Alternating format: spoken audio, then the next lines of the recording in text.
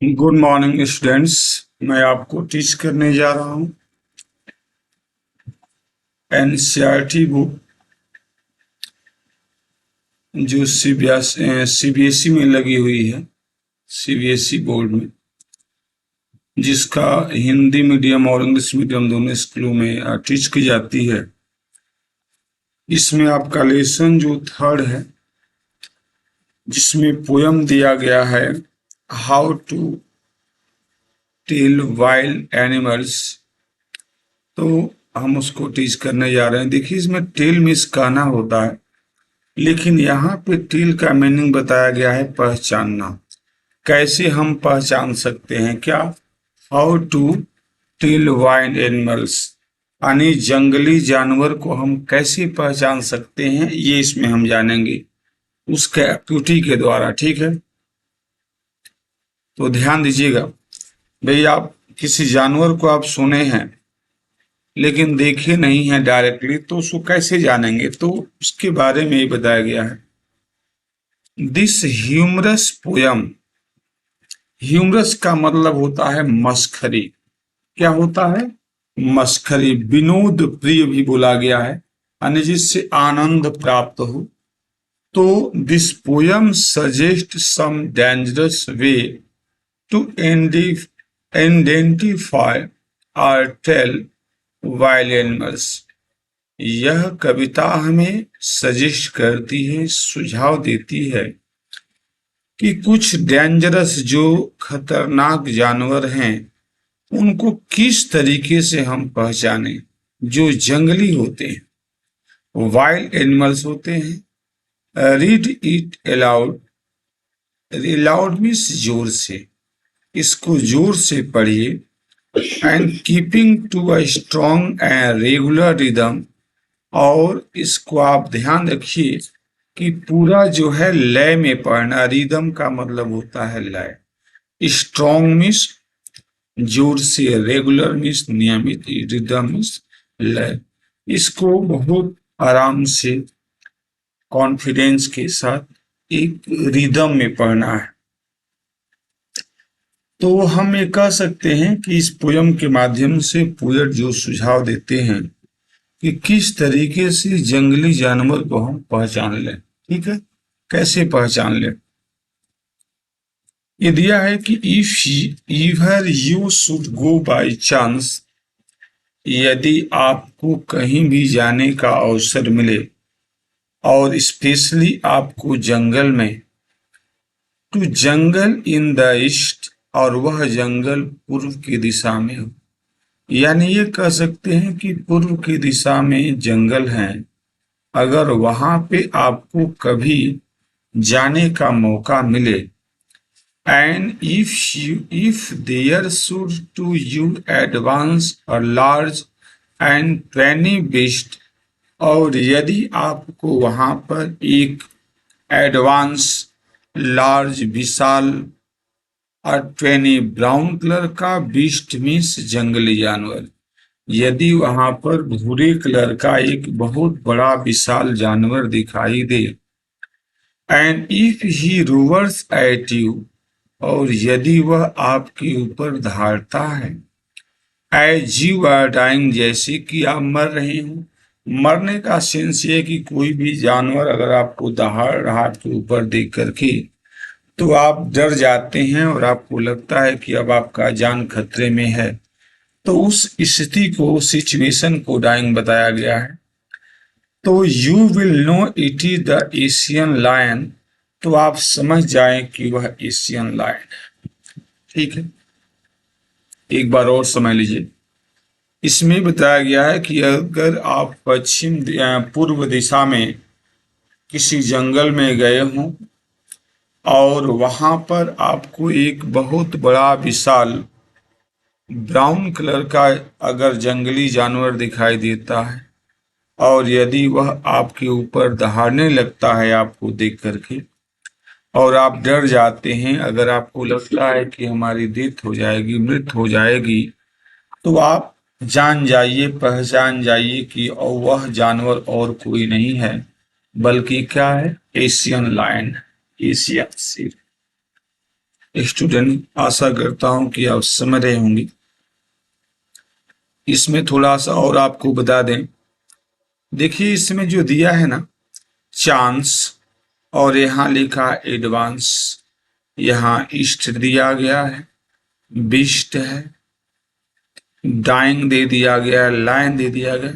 तो इसमें जो है आपके जो एग्जाम होते हैं उसमें राइमिंग वर्ड्स और राइमिंग सेम पूछा जाता है। राइमिंग वर्ड्स क्या होते हैं तो आइए आपको बताते हैं। देखिए राइमिंग वर्ड्स का मतलब होता है कि लाइन के जो लास्ट वर्ड होता है, इसे चांस दिया है, तो हम जब इसको पढ़ रहे हैं तो चांस पढ़ रहे हैं, लेकिन इसका अंतिम जो आ रहा है ये प्रोनाउंसिएशन सो आ रहा है, चांस सौ। उसी तरीके से लास्ट में ऐसा कोई वर्ड है जिसको पढ़ने पे लास्ट में उसका प्रोनाउंसिएशन सौ से समाप्त हो रहा है, जैसे यहाँ पे समाप्त हो रहा है चांस। इसमें क्या आ रहा है, एडवांस, तो इसमें भी लास्ट में सौ आ रहा है चांस में, एडवांस में भी सौ रहा है, दोनों में सौ से हमारा प्रोनाउंसिएशन समाप्त हो रहा है। तो किसी दो लाइनों में अगर लास्ट का वर्ड का प्रोनाउंसिएशन मिलता जुलता है, सेम अगर आपका हो रहा है, स्टार्टिंग में इससे में नहीं लेना है इस वर्ड का, उसी वर्ड का लास्ट का प्रोनाउंसिएशन जो है सेम होना चाहिए, तो ऐसे वर्ड को बोलते हैं, क्या बोलते हैं, राइमिंग वर्ड्स। तो इस वाले स्टेंजा में चांस और एडवांस हमारे क्या है, राइमिंग वर्ड्स। उम्मीद है आपको समझ में आ रहा होगा। अब आइएगा, अब दूसरी लाइन में देखिए ईस्ट लिखा, ईस्ट शुरू में ई आ रहा है, लास्ट में स आ रहा है, ईस्ट, शॉर्ट आ रहा है, ईस्ट। आज देखिए नीचे भी दिया गया है, बीस्ट में एस टी आ रहा है, तो ईस्ट और वेस्ट, बिस्ट, ईस्ट और बिस्ट, तो दोनों में लास्ट में ईस्ट आ रहा है और इसमें भी स आ रहा है, सट। तो ये हमारे दोनों वर्ड जो हैं ईस्ट और वेस्ट राइमिंग वर्ड कहलाएंगे। उम्मीद है कि आप समझ रहे होंगे, आपके एग्जाम में 1 नंबर में से क्वेश्चन पूछा जाएगा। अब आपको हम बता रहे हैं, ये राइमिंग वर्ड्स पढ़ रहे थे आप, और राइमिंग सेम क्या होता है जरा ये देखिए। तो राइमिंग वर्ड्स में क्या होता है कि जैसे इसमें देख रहे हैं आप, चांस दिया है और इसके बाद जो है, अब यहाँ पे देखिए राइमिंग वर्ड तो समझ ही गए हैं, तो देखिए आपका इसका राइमिंग वर्ड यहाँ पे आ रहा है, इस राइमिंग वर्ड यहाँ पे नहीं है, दूसरी लाइन में, तीसरी लाइन में आ रहा है। तो अब जब लिखेंगे राइमिंग सेम में, इसको ए लिखेंगे और ये दूसरी लाइन में देखिए इसका प्रोनाउंसिएशन बदल गया, दूसरा आ रहा है ये, इसको बी लिखेंगे। फिर यहाँ पे एडवांस जो आ रहा तीसरी लाइन में, तो आपका पहला और तीसरा दोनों का प्रोनाउंसिएशन सेम था, तो यहाँ के दोनों का प्रोनाउंसिएशन सेम है, तो ये तो ए ही है, यहाँ भी इसको ए ही बोलेंगे, यानी ये ए हो गया, बी हो गया, फिर ये हो जाएगा। फिर यहाँ देखिए बीस्ट है, तो ये आपका ईस्ट और बीस्ट दोनों का सेम प्रोनाउंसिएशन है, तो राइमिंग वर्ड जो आपका दे दिया गया, राइमिंग सेम, राइमिंग वर्ड तो है ही ईस्ट और वेस्ट, लेकिन राइमिंग सेम में भी बी और ए भी आपका क्या हो जाएगा, बी। तो ए बी, ए और बी, ऐसे बोलना है। उम्मीद है आपको समझ आ रहा है, इस तरीके से आपको पढ़ना है, ठीक है स्टूडेंट। ऐसे पढ़िए और बढ़िए, आशा करता हूं कि आप बहुत आगे जा रहे होंगे और इस तरीके से पढ़ लिख करके आगे बढ़िए। चलिए आइए देखते हैं कि और आप क्या देख रहे हैं, ठीक है, चलिए। आर इफ सम, ध्यान दीजिएगा, or if some time when roaming round a noble wild beast greet you, या यदि आप जो हैं कहीं भ्रमण कर रहे हो, घूमने गए हो किसी जंगल में, राइट, कहाँ गए हो, जंगल में, और वहां पे बताया जा रहा है कि यह Nobel wild beast greet you, यदि कोई एक बहुत अच्छा सा जानवर जो जंगली जानवर है, ग्रीट यू, यदि आपसे मिलता है, with black stripe on a yellow ground, और उस पे ब्लैक तरीके का ब्लैक कलर का स्ट्राइप्स धारियां हों ऑन द येलो ग्राउंड, और उसका parts of body yellow colour पे हो। जैसे कोई जानवर है उसका पूरा parts of body yellow colour का दिखता है, पीला, और उस पीले कलर पे ये आपका ब्लैक कलर का धारियां हो। Just notice if he it's you, और आप देखते हैं कि वह लगता है कि आपको खा लेगा, अटैक कर देगा। तो दिस सिंपल रूल में हेल्प यू लर्न, तो यह एक साधारण रूल आपको हेल्प करेगा यह सिखाने के लिए, बताने के लिए कि वह और कोई जानवर नहीं है। This Bengal tiger to discern, यह जो है क्या है, यह एक बंगाल टाइगर है। क्या है? बंगाल टाइगर। इस तरीके से आप उसको क्या कर सकते हैं, पहचान सकते हैं। क्या हो सकता है वो? बंगाल टाइगर। यहां भी आपका राउंड और ग्राउंड राइमिंग वर्ड्स है। यू और यू ये भी आपका राइमिंग वर्ड्स है, राइट। लर्न और आपका डिसर्न ये भी आपका क्या है, राइमिंग वर्ड्स। अब राइमिंग से में क्या हो जाएगा, तो ए बी, ए बी, अब यहाँ पे सी और ए बी सी हो जाएगा। तो स्टूडेंट आप ऐसे ही कर सकते हैं, ठीक है। आशा है कि आप समझ रहे होंगे। अब देखिएगा तीसरा जानवर, इफ स्ट्रोलिंग। स्ट्रोलिंग दिया गया है। स्ट्रोलिंग का मतलब होता है वांडरिंग। फोर्थ, यदि आप आगे की ओर, स्ट्रोलिंग भ्रमण करना है, वांडरिंग, यदि आप आगे की ओर भ्रमण करते हुए जा रहे हैं किसी जंगल में, बीस्ट यू व्यू, और वहां पर अगर कोई जंगली जानवर, बीस्ट जंगली जानवर को बोलते हैं, आपको दिखता है, whose hide with spots is pampered, जो एक तरीके से हाइड में छिपा हुआ है और उसके जो है शरीर पे, पार्ट्स ऑफ बॉडी पर क्या हो, स्पॉट्स हो, धब्बे हो, धब्बा जिसको बोलते हैं। अब देखिए टाइगर आप देख रहे हैं ना, इसके पूरे पार्ट्स ऑफ बॉडी पे क्या है, स्पॉट्स हैं, देख रहे होंगे आप। As soon as he has leaped on you, left का मतलब वो आपके ऊपर झपट पड़ना, जंप कर देना, अटैक कर देना, और यो लगता है कि वह आपके ऊपर उछल जाएगा, कूद जाएगा, अटैक कर जाएगा। He will know it is the leopard, तो आप समझ जाइए कि यह क्या है, लिपर्ड बोलते हैं चीता को। यह क्या है, चीता है। Will do no good to roar with pain, और इस तरीके से वह जो है क्या करता है, तो इस तरीके से जैसे ही वह आप पे उछले तो आपको ज्ञात हो जाएगा कि वह क्या है, तेंदुआ है। दर्द के मारे गर्जना करने से आपका कुछ भला नहीं होने वाला है, यानी will do no good to roar with pain. अगर आप किसी वजह से डर जाते हैं उसके चिल्लाने से, चीखने से, तो ये समझ जाइए कि उसको आप चिल्ला रहे हैं या रो रहे हैं, उससे उसके ऊपर कोई इफेक्ट पड़ने वाला नहीं, वह आपके ऊपर अटैक कर देगा। And he will only leap and leap again, और वह आपके ऊपर बार बार अटैक करेगा, नहीं आपको मार सकता।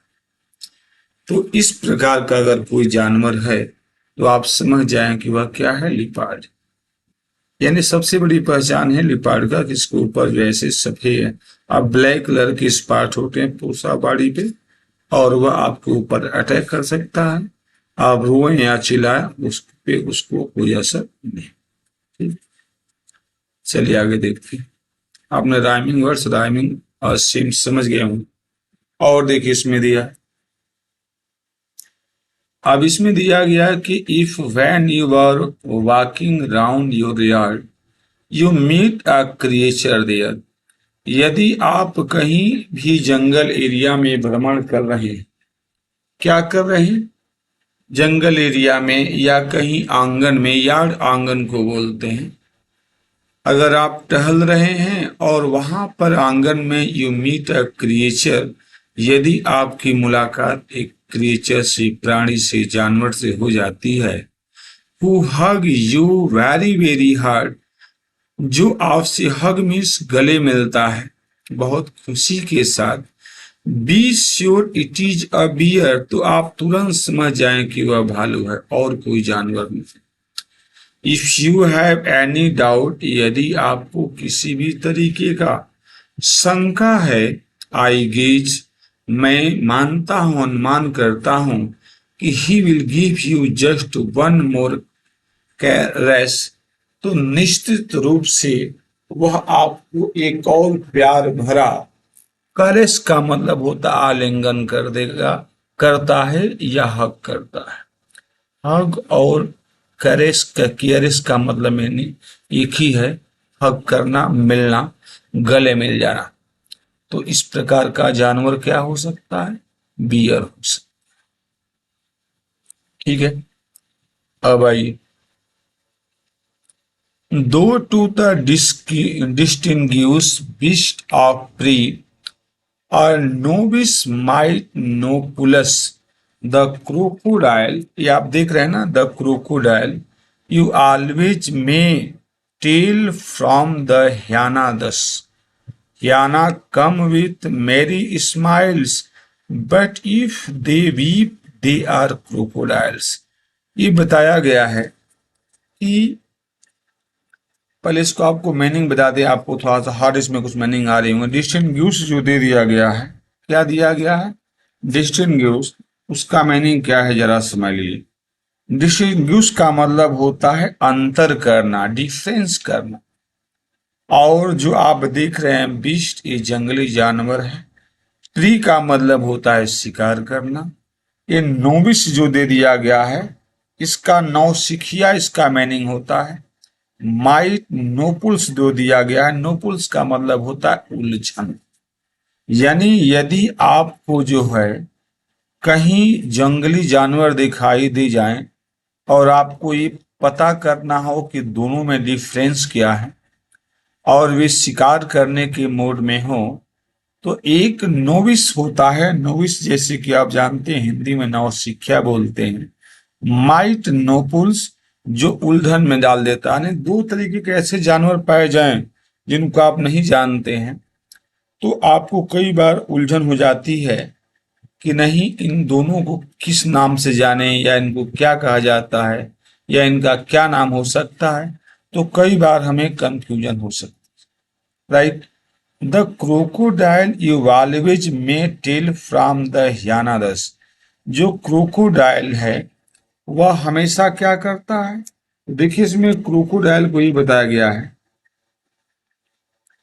हालांकि शिकारी जानवरों को पहचानना एक नौसिखिए को हत बुद्धि कर देगा, यानी कोई भी अगर अनजान व्यक्ति है जो जानवरों के बारे में नहीं जानता पहचानता, आज दो जानवर अगर ऐसे मिल जाए कहीं भी, तो वह हक्का बक्का हो जाएगा, सरप्राइज हो जाएगा, शॉक्ड हो जाएगा। उसको पता ही नहीं चलेगा कि हम इनको किस नाम से जानते हैं। अब यहाँ पे दिया गया कि a crocodile you always may tell from the hyena thus, यानी एक मगरमच्छ को लकड़बड्ढे से आप इस तरह पहचान सकते हैं। कैसे पहचान सकते हैं? तो इसमें बताया गया है कि ह्याना कम विथ मेरी स्माइल, ह्याना जो होता है लकड़बड्ढा जिसको बोला गया है, वह जो है मुस्कुराते हुए आपके पास आएगा। But if they weep they are crocodile, लेकिन अगर वे रोते हुए आ रहे हैं या रो रहे हैं, तो तुरंत समझ जाएं कि क्या है, क्रोकोडाइल है, मगरमच्छ। यानी दोनों को पहचानने में डिफरेंस है कि अगर ये ह्याना है तो वह जो है मुस्कुराते हुए आएगा, और यदि क्रोकोडाइल है तो वह रोती हुई। तो ये दोनों से आप पहचान सकते हैं। ठीक है, आइए और देखते हैं। लास्ट आपका दे दिया गया है, the true chameleon is small or lizard sort of things. He has not any ears at all. and not a single wing. If there is nothing on the tree, it's the chameleon you see. ये दिया गया है कि the do chameleon small.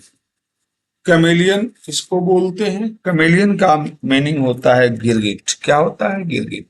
और true chameleon small, जो वाकई में जो कमेलियन है कि वह क्या होता है? छोटा होता है, यानी गिरगिट। और लिजार्ड सॉर्ट ऑफ थिंग्स, और जो छिपकली होती है वह छोटी होती है। देखिए, छिपकली जो हमारे आपके घरों में पाई जाती है, और जो कमेलियन है, जो गिरगिट हैं, ये घरों में नहीं पाए जाते, बाहर पाए जाते हैं, पेड़ों पे पाए जाते हैं। तो जब आप देखेंगे तो दोनों का जो है जो सीम साइज या जो उनका पार्ट्स ऑफ बॉडी है, और थोड़ा बहुत आप देखेंगे तो मिलता जुलता पाया जाए, बिल्कुल सेम नहीं होता, लेकिन उनकी जो बॉडी का जो संरचना है वो थोड़ा डिफरेंस आपको मिलेगा। पर फिर भी इनमें स्पष्ट रूप से कैसे हम डिफरेंस मान लें, तो जरा देखिए। ये दिया गया कि he has not any ear at all, उनके पास कान नहीं होते। क्या नहीं होते? कान, ear. And not a single wings, और इनके पास कोई पंख भी नहीं होते। विंग्स मीन्स पंख।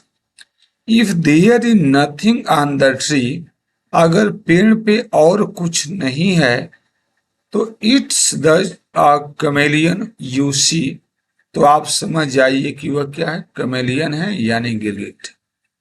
तो इसमें आपने ये देखा कि जो गिरगिट है और जो हमारे घरों में लिजार्ड पाई जाती है, उन दोनों में डिफरेंस शो किया गया है पोएट के माध्यम से। पोएट आपके कैरोलिन वेल्स दिया गया है। तो उन्होंने ये बताया है कि जो वाकई में जो कमेलियन है, गिरगिट है, और जो लिजार्ड है, दोनों लगभग सेम होते हैं। पर अंतर ये है कि कमेलियन जो है बाहर पेड़ों पे पाया जाता है, जंगल झाड़ियों में पाया जाता है, जबकि लिजार्ड जो है घरों में पाई जाती है।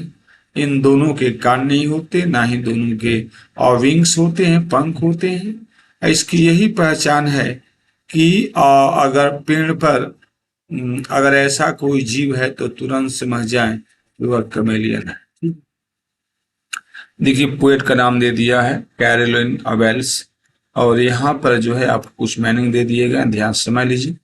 ये दिया गया ग्लोसिस समझ होंगे, वर्ड मीनिंग ग्राउंड यानी बैकग्राउंड। डिस्टर्न दिया गया मेक आउट या आइडेंटिफाई, पहचानना। Hide animal skin, animal skin को हाइड बोला गया है।